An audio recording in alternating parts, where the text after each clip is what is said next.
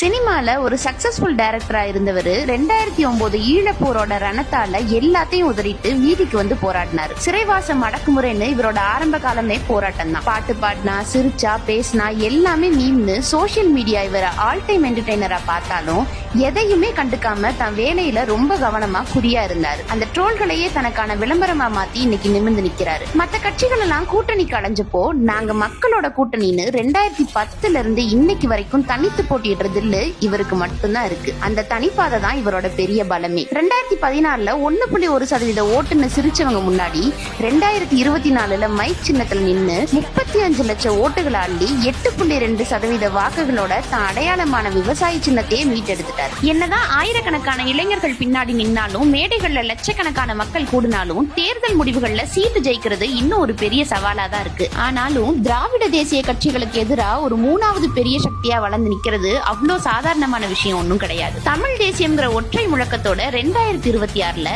இந்த நாம் தமிழர் படை கோட்டையை பிடிக்குமா? உங்க கருத்தை கமெண்ட்ல